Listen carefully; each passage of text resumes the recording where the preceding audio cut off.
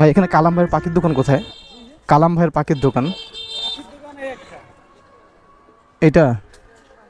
আরিফুল ইসলাম ভাই, কালাম ভাই ওনার নাম, কালাম ভাই পাখির দোকান ওনার। এটা ভাই কি দোকান বন্ধ করে ফেললেন? হ্যাঁ নামাজের সময় আমিও জানি। পাখি নিতাম, পাখি। হ্যাঁ হ্যাঁ, যেটা একটু দেখে ভালো লাগবে ওটাই নিবো আর কি। শুধু বাজিগর? কত করে ওগুলা? 600 টাকা জোড়া?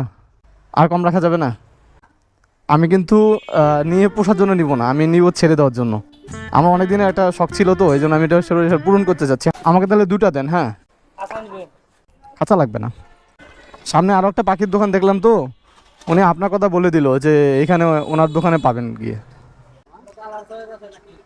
আপনি হচ্ছে যে এই সবুজগুলো দেন। হ্যাঁ সবুজগুলা।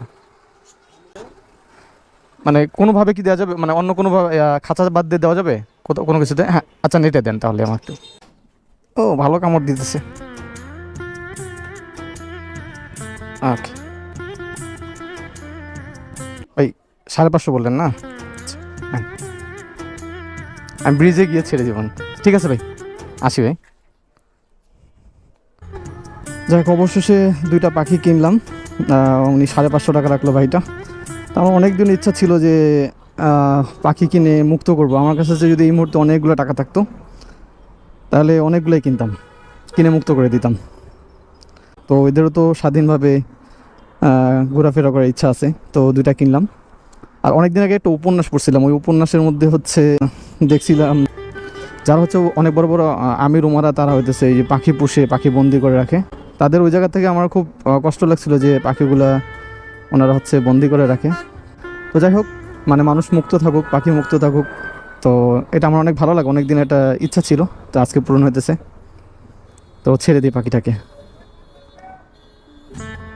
এই এই